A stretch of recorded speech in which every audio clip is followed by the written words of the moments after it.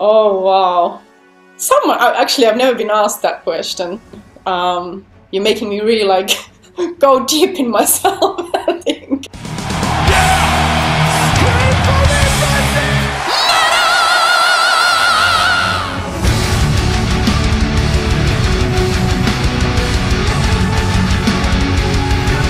Elina, thank you so much for your time today. I really do appreciate it. I've not had a chance before to talk to you, so I'm always excited to speak to somebody for the first time.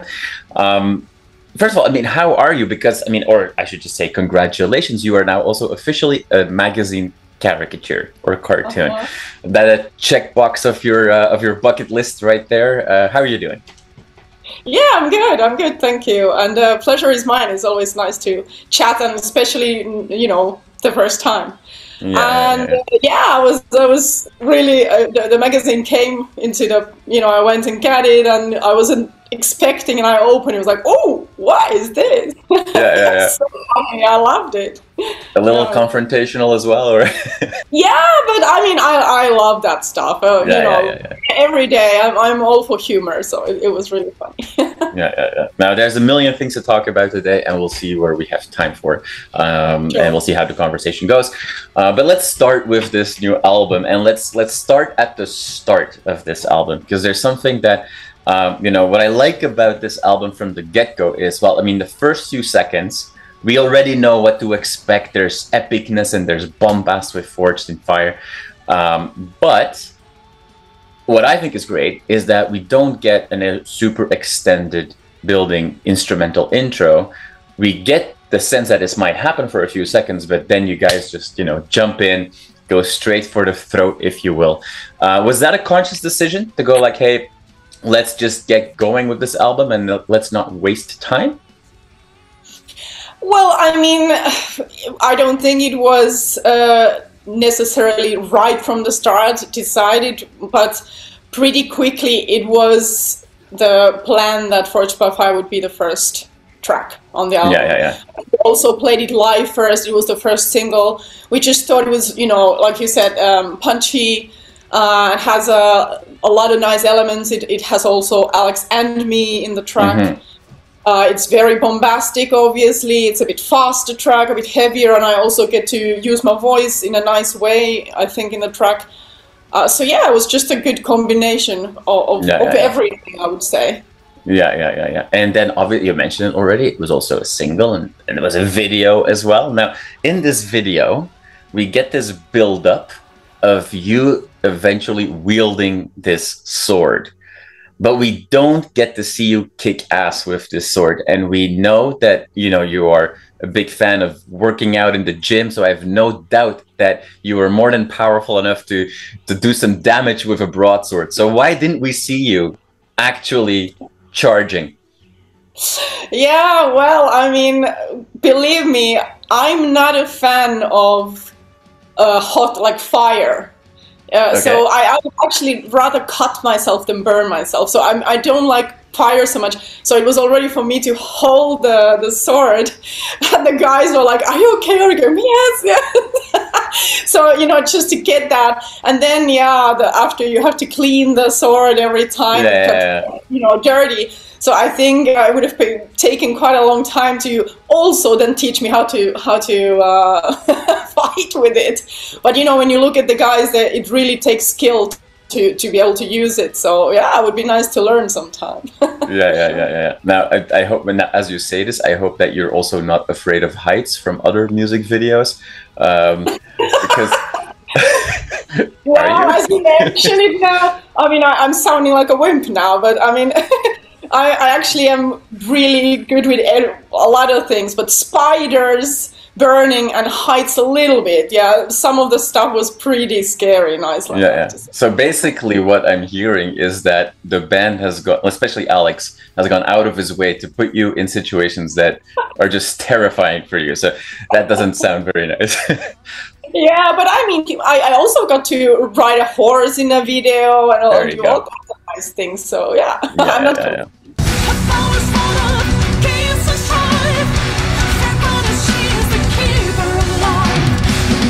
Now, you know, before we go deeper into everything, if we take a quick step back, you know, it is basically 20 years of the band, and it's been already 8 years since you know, joined in as well. There's some big milestones coming. Yeah, so the 20th anniversary for the band, your 10th anniversary of the band. Do you guys, or you in particular, are you somebody that likes to take a step back and reflect and look at those milestones? Are those milestones important to you, or don't you really care? Of course, you think back at some point. You know, you have those moments. I guess everyone has, and yeah, it's, you know, amazing to look at this band, what they achieved. It's a long time, as you say, 20 years. It's really admirable. And for me, already also quite a long time. Yeah. And it's been an incredible journey. I mean, being able to tour all over the world and getting all the experience and, you know, being able to sing to so many people, bring the music out there. And of course, for myself, I have my own band as well, and that's for me where it all started. So I have a long journey before I joined the exam. So I have also those milestones there, and yeah, it's all part of the bigger picture. And I always remember all the people who have been there and helped me on the way, because, you know, you're not there alone. So I'm very grateful for that. Awesome. And in a way, this album is a 20th anniversary celebration. Yeah, absolutely. Yeah. And this album also, just like everything around it as well, it seems to take everything, you know, to quote Spinal Tap, you know, turn everything to 11, if you will. The music, the bombast, the storytelling, the artwork, the videos and everything. Story building is really important. And, you know, on this album, again, the band is influenced by, obviously, Norse and Eastern European folklore, and, you know, we have the fates and all that kind of good stuff.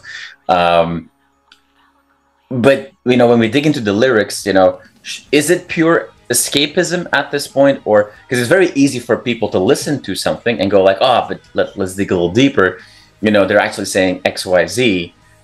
It's not just pure escapism. And I know in the past it has been the case for these guys. And sometimes, you know, I remember Alex saying like, yeah, this song really was just about that goddess, for example. Like, you don't have to look for something. With this album, what's the balance there? I think that's also for everyone to find for themselves. I mean, I don't always want to explain everything to the, you know, like, sometimes, of course, yes, but I also like to do it myself, because like these stories or myths and you know, there are songs about objects like Turfing the Song, Sword, sorry, and of course Who Wants to Live Forever, Idun, the goddess with the golden apples. That goes, for example, to what we live in nowadays. People are always looking for eternal youth. Beauty and trying to stay looking young, and you know, I mean, a lot of the stories they were what the people believed back then, and you know, we also believe things nowadays, and some of them are tied together very, very tightly, I would say. I think everyone can find their own way of relating to the story or the song or the music and the text with it.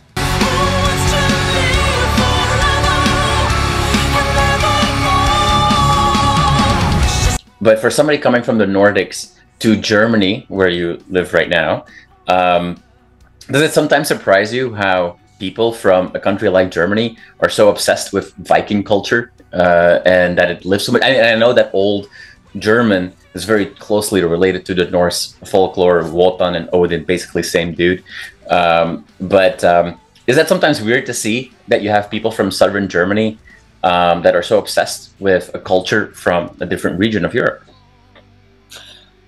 I never thought about that. That's actually an interesting way of thinking it.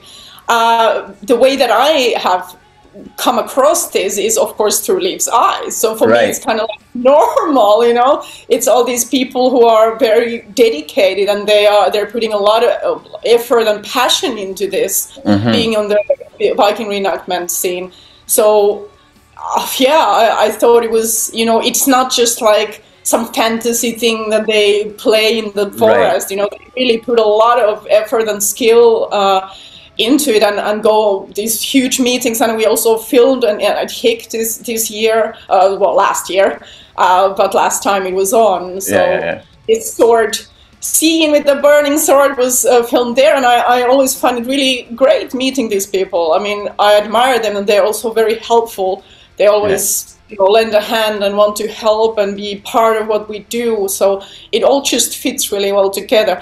In the real, let's say, everyday life, I haven't really met them any people. So, right. So no Vikings at the bakery so far. Okay. Not really. Yeah.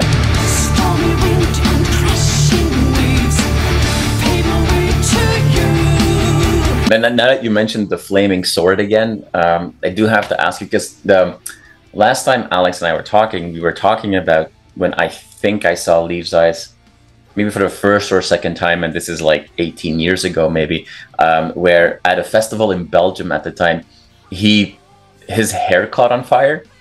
Now, obviously, Alex's hair is long enough to catch a lot of things, and I know that he stepped on his own hair and stuff like that.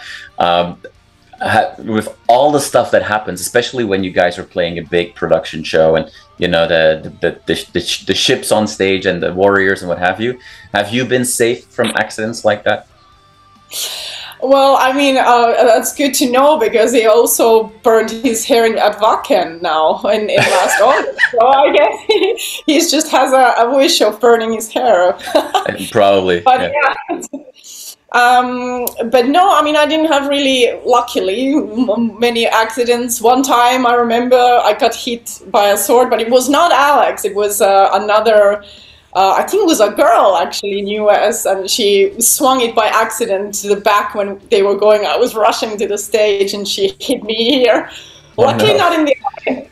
But yeah, all kinds of funny stuff has happened, but not really anything too painful, luckily.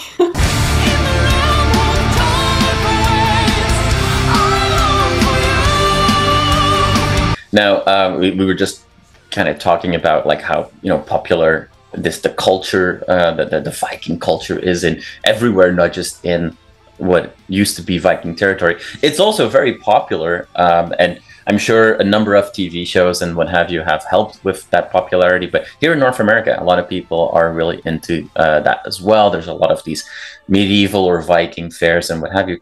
So I'm going to use that as a super forced segue to, we know that obviously you played 70,000 tons of metal, so you were in the States, but when can we see you for a bit more of a longer time here in North America? Well, I mean, so many people keep asking this question that I think we really have to come back now. It's been in the making for a long time, and of course the pandemic kind of ruined our plans that were already made for our last album. We didn't really get to tour with it, so now is the time, and we promise we will come back soon. Awesome. I mean, once you buy these or have to pay for these American visas, you might as well use them. There you go. So, okay, so not North America just yet, but we have an epic tour announced for Europe already. So you're gonna be busy. We're gonna see you on a lot of stages in 2024. So for this upcoming tour, what should we expect? Well, as I just said, we weren't able to tour with The Last Viking, so our last album. So now it's kind of feels a bit like two albums together, new albums. So a lot of songs people didn't hear live before, and it's really obviously just great to get back on road alone. But that on top of it, it will be really nice set list also. A lot of new songs and a nice mix from the older ones as well. And yeah, I mean, it's club shows though, so we can't really bring like a big Viking ship, unfortunately. Right. But yeah, it will be a big celebration, you know, as you said, 20 years of Leaves' Eyes and being back on the road finally playing live. So I'm really looking forward to it.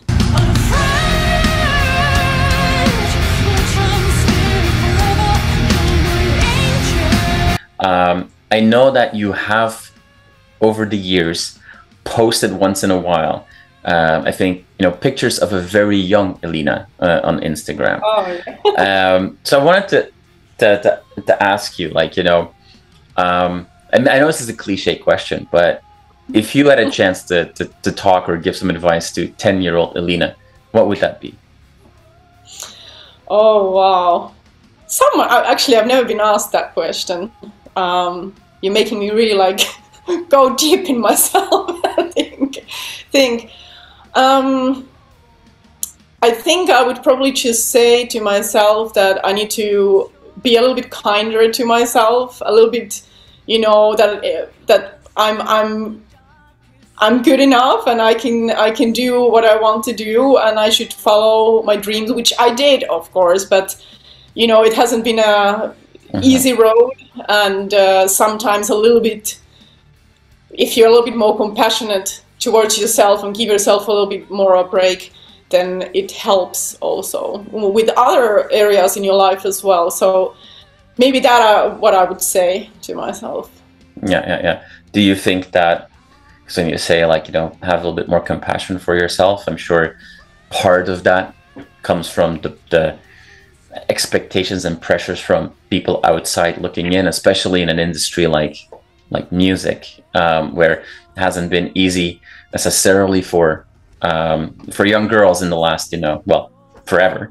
Do you think that girls that are 10 years old today are in a better position to be kinder to themselves than they were 30 years ago? I know you celebrated a big birthday recently. Yeah. I would say probably not. I mean, I'm very glad that I didn't grow up in this Facebook, Instagram, you know, time, and it really can be quite bad for you. So you have to really separate, make it really clear cut. Okay, this is social media, and this is real life, and you know, your self-worth is not in any way based on that world and what people. To be honest, for me, like when it comes to singing and music and like that, of course it's, you know, you want feedback, and it's great to in every way to get people's opinions and how they say. But I think I've always been the biggest critic of myself, and that's kind of what I meant. So for me, it's always about being happy with what I did, and then it's fine to get the criticism and you know, but if I'm not happy with it myself, then it's like, oh. So does that mean that today you are you better today at being nicer to yourself, or is that still hard? It's something I work on, and you know, the older you get, I think I've done a lot of work over the past few years, also musically with my voice. I went through quite a turmoil at some point, kind of crisis with my voice, and I had to really find almost a completely new way of singing, which has brought me to a completely new place, and I'm happiest I've ever been, you know. As an artist, I think it's the greatest thing that you never are ready, so you always keep evolving. But for example, for this album, I feel it's the best album I've recorded so far, and you know, that just gives you I think it reflects the whole spectrum of life. I feel better in every way, and singing is a huge part of my life, so of course it affects it a lot.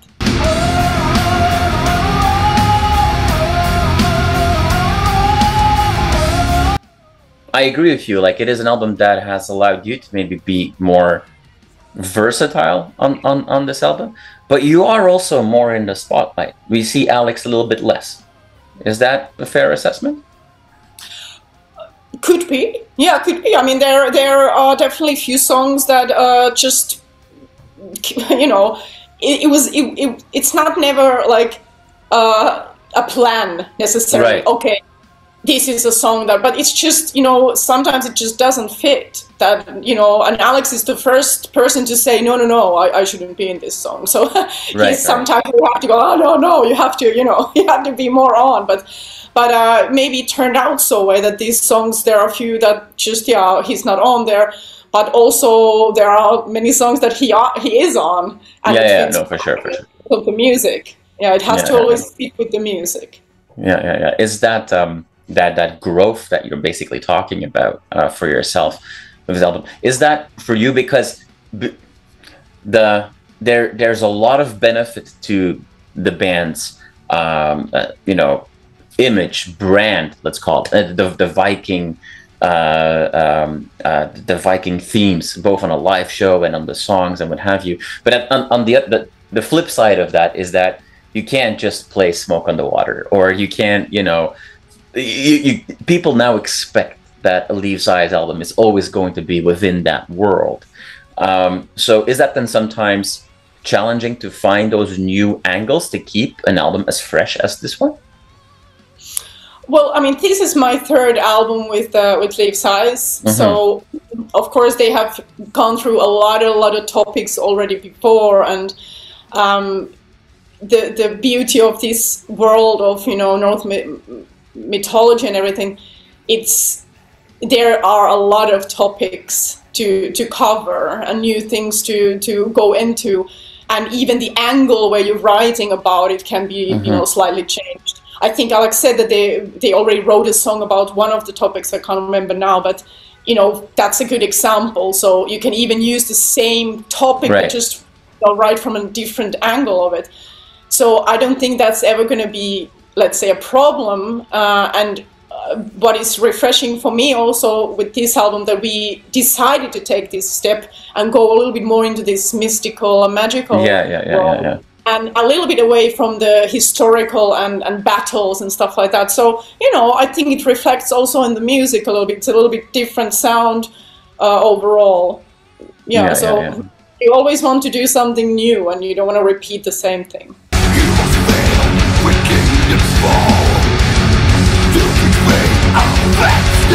There's so much going on for you guys, which is exciting, and I mean, we're only in March, so there's a lot still to happen. We keep our fingers crossed that North American tour gets announced sooner rather than later, and excited to see all of you on a stage. I hope you don't burn your hair or get hit in the face with a sword. And that the next music video, they just ask you first, like, hey, what do you want to do, versus here's another flaming sword on the top of a mountain. Elina, thank you so much for just, you know, answering all these very weird and different questions, and we went a little bit all over the place, but thank you so much for your time. I really appreciate it, and I wish you guys all the best with this special 20th anniversary album that's coming out. Thank you so much. My pleasure, absolutely.